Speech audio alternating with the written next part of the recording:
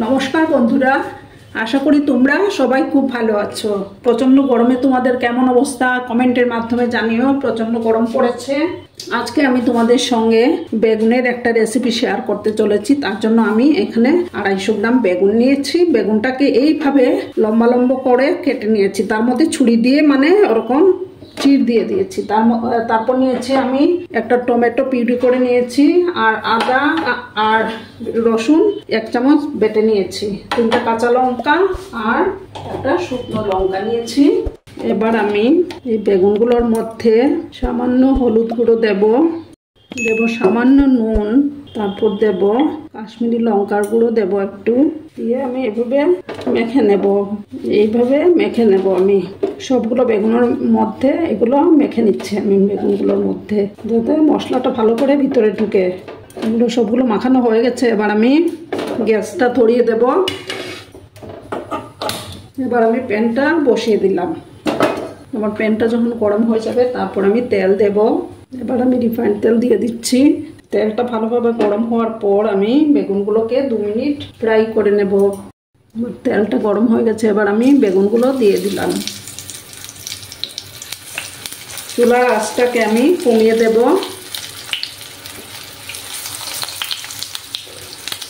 বেশি ভাজবো না বেগুনগুলোকে, সামান্য 2 মিনিটের মতো ভাজবো।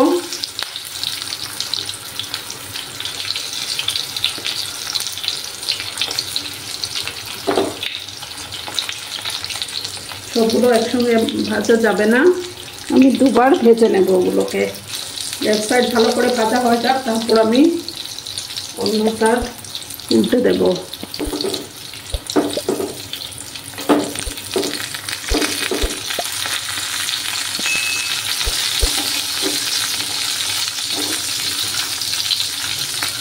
আর একটু সময় এভাবে ভাজবো আমি বেগুনগুলোকে। এবার আমি এগুলো ফ্রাই হয়ে গেছে। এবার এগুলো তুলে নিচ্ছি, আমি একটা ডিশের মধ্যে তুলে নেব।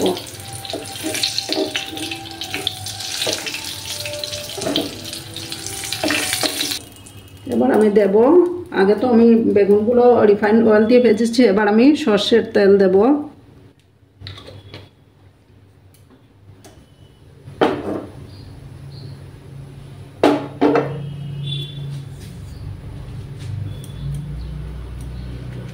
দেব একটা শুকনো লঙ্কা দেব।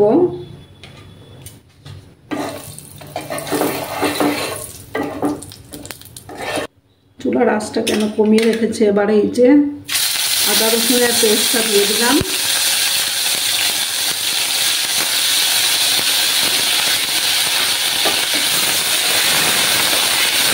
আদা রসুনের কাঁচা গন্ধটা না যাওয়া অবধি আমি ভেজে নেব। এবার আমি একটা টমেটো পেস্ট করে রেখেছিলাম, সেটা দিয়ে দিলাম।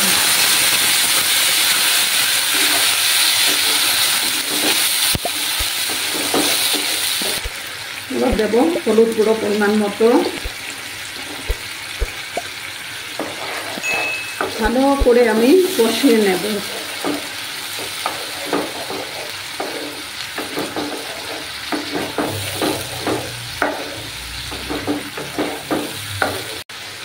এতে আমি 1 স্পুন ধনে পাউডার দিলাম।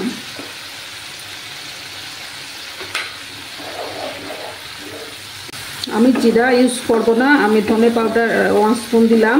দিয়ে ভালোভাবে কষিয়ে নেব। তারপর 1/2 স্পুন কাশ্মীরি লঙ্কার গুঁড়ো দিয়ে দিলাম।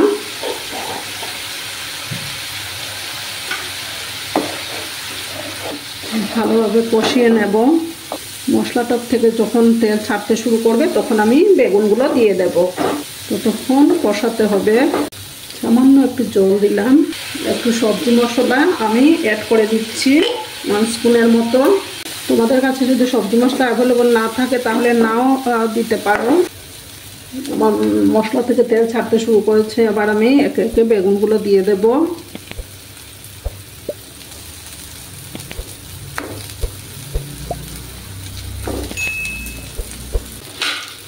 একটু অল্প করে আমি নাড়িয়ে দেব।